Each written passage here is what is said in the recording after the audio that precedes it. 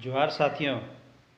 आज शिक्षा मंत्री के साथ जो संभावित वार्ता है, मैं उसके लिए आप तमाम साथियों को अग्रिम शुभकामना देता हूं। और ये एक सुखद पक्ष है कि नियमावली में खास करके जो विशेष जो मसला था परीक्षा के सवाल पर, उस पर लगभग एकमतता है। ये एक सुखद पक्ष है।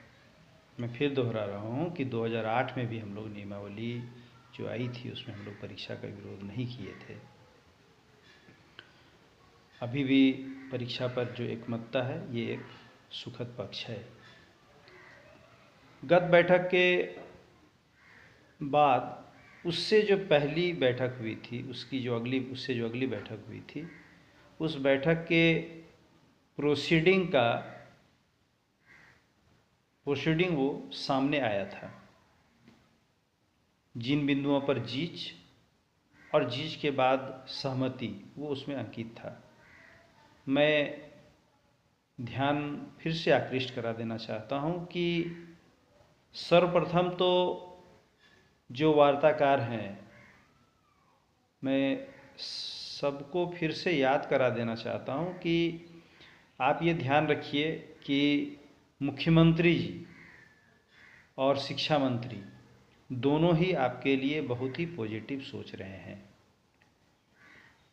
इसलिए नियमावली में यथासंभव जो अधिक से अधिक लाभ का बिंदु है, उसको समाविष्ट जरूर करा लीजिएगा।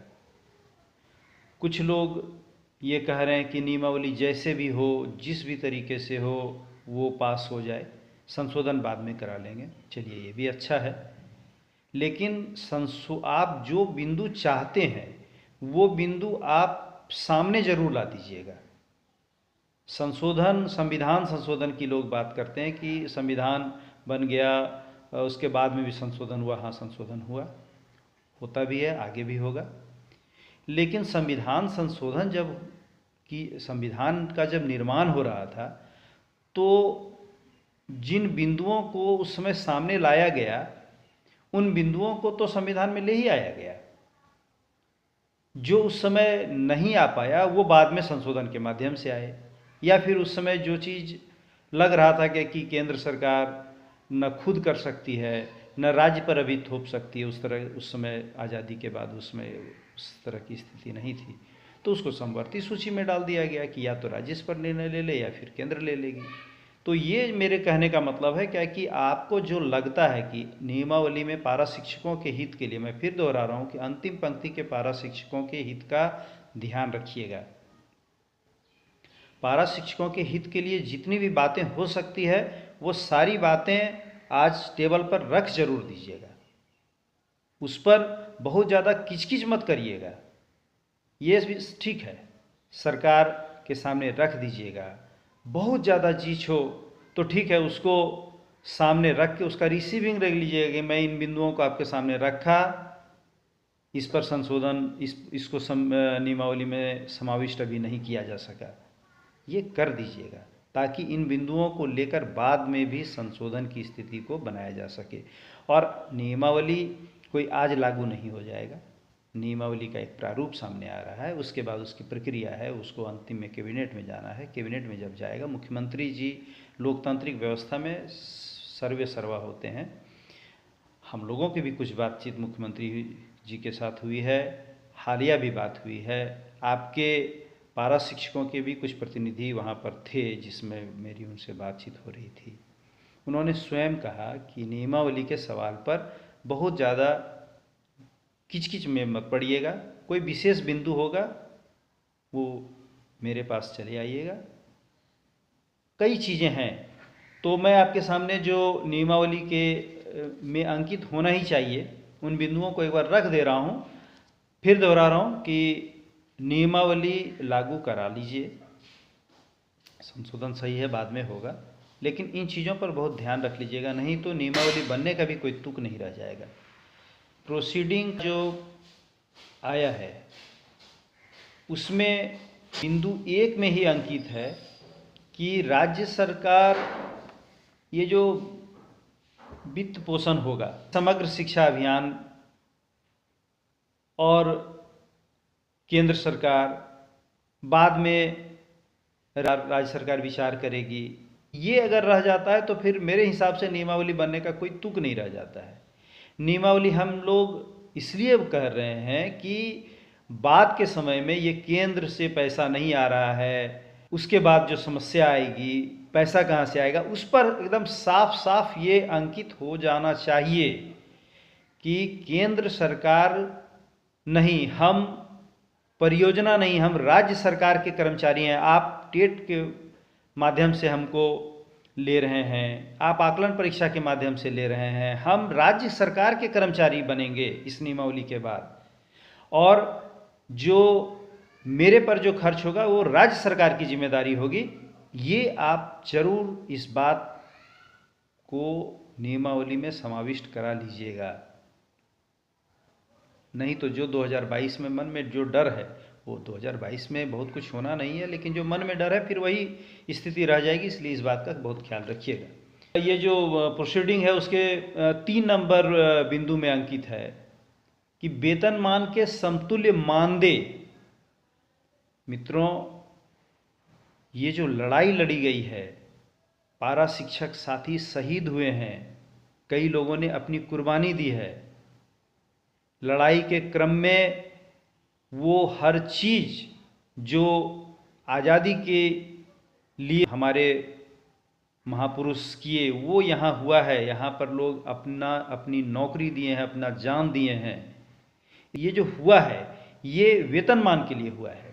इसलिए इस बात को आप बहुत तरीके से, बहुत विनम्र भाव से ये बात जरूर रखिए कि हम लोगों को छोटा ही वेतनमान दीजिए। जो वेतनमान देना है वो वेतनमान दीजिए। उम्र लोगों की ढल रही है, आंदोलन की आयु अब नहीं रही। एक ऐसी स्थिति जरूर पैदा कर लीजिए। ये सरकार बहुत ही सकारात्मक सरकार है। इस सरकार के सामने तथ्यात्मक तरीके से, भावनात्मक तरीके से बात को रख के ये आप ज़रूर करा लें कि वेतनमान के समतुल्य मानदेय नहीं, पारा शिक्षकों को वेतनमान मिले। टेट सामने है, टेट के लिए लोग तैयार हैं, आकलन परीक्षा के लिए भी तैयार हैं। वेतनमान का ख्याल जरूर ध्यान रखिएगा। वेतनमान के लिए जो भी सरकार अर्हता तय कर रही है, आकलन परीक्षा और टेट, उसमें सीटेट को भी जुड़वा लीजिएगा। आकलन परीक्षा को जिस तरह से टेट के समतुल्य माना जा रहा है, उस तरह से सीटेट को भी टेट के ही समतुल्य माना जाए। और आगामी समय में वेतनमान के लिए जो अर्हता तय हो रही है, वो जैसे ही वो अर्हता पारा शिक्षक अचीव करें, जैसे ही वो टेट पास कर जाएं, जैसे वो सीटेट पास कर जाएं, जैसे ही वो आकलन परीक्षा कर जाएं पास, वैसे ही पास करते ही पास का जो प्रमाण पत्र है वो राज्य सरकार जहाँ तय करे, जिला स्तर पर तय करना बेहतर होगा, जिला स्तर पर उसको वो प्रोड्यूस करें और वेतनमान उनका अगले दिन से चालू हो जाए।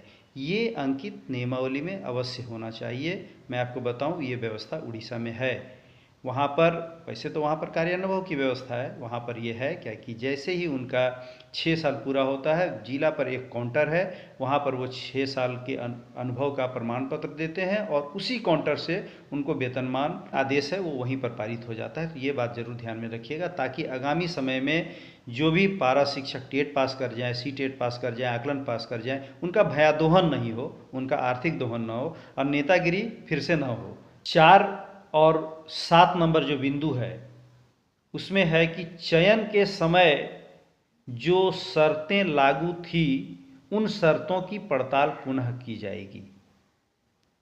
इसको मैं मुख्यमंत्री जी के सामने इस बात को रख चुका हूँ। मैं ये बोलना नहीं चाहता, मैं किसी तरह का क्रेडिट नहीं लेना चाहता, लेकिन फिर भी मैं आपको इसलिए बता दे रहा हूँ कि आपका आत्मबल बढ़े, आपका आत्मविश्वास बढ़े। चयन के समय जो शर्तें थी वो शर्त उस शर्त से उस समय का अभ्यर्थी गुजर कर पारा शिक्षक बने, ये देखने की जिम्मेदारी उस समय जो अफसर थे, जो हमें नियुक्त कर रहे थे, उनकी थी। वो शर्त हिडन था, कुछ ऐसा भी शर्त हो सकता है जो हिडन हो। जैसे मैं आपको बता दूं कि एक बार ये चर्चा में बात आई थी कि आपका चयन ग्राम शिक्षा समिति से होना चाहिए, फिर प्रखंड शिक्षा समिति के द्वारा उसका अनुमोदन होना चाहिए, फिर उसका जिला शिक्षा समिति के माध्यम से अनुमोदन होना चाहिए। ये प्रक्रिया को पूर्ण माना जाएगा। 80% लोग पारा शिक्षक ये तीनों जो प्रक्रिया है उससे नहीं गुजरे हैं। ज़्यादातर जगहों पर किसी एक प्रक्रिया का ओवरलैपिंग हुआ है। इसलिए ये ध्यान रखिएगा कि जो वर्तमान समय में मानदेय पा रहे हैं इसका मतलब कि वो हर तरह से सही हैं। इस बात का ध्यान रखिएगा, नहीं तो भया दोहन होगा, आर्थिक दोहन होगा। पारा शिक्षक साथी इधर से उधर भटकेंगे। मैं विनम्रता से आग्रह कर रहा हूँ कि नियमावली में कैसे ये बिंदु आएगा, इसको जब दो पक्ष बात कर रहे होंगे तो सामने चीज़ें आएंगी। लेकिन आप सरकार से आश्वस्त के लिए ज़रूर हो जाइएगा कि ये जो चयन की प्रक्रिया है, इस प्रक्रिया का पालन अगर किसी पारा शिक्षक के द्वारा न हुआ है तो किसी भी तरीके से वो पारा शिक्षक पेंच में न फंसे, इसका जरूर ध्यान रख लीजिएगा। साथ में आपके भाई के रूप में हैं, आपके आंदोलन के हमराही हैं, जिन पर एक ठप्पा लगा हुआ है अप्रशिक्षित का, उनके साथ अन्याय नहीं हो, ये बात प्रमुखता से सामने रखते हुए इसका निदान भी अवश्य ढूंढा जाना चाहिए। जो बन रही नियमावली वो आपको मिल जाए, इसके लिए मैं आपको पुनः शुभकामना देता हूँ।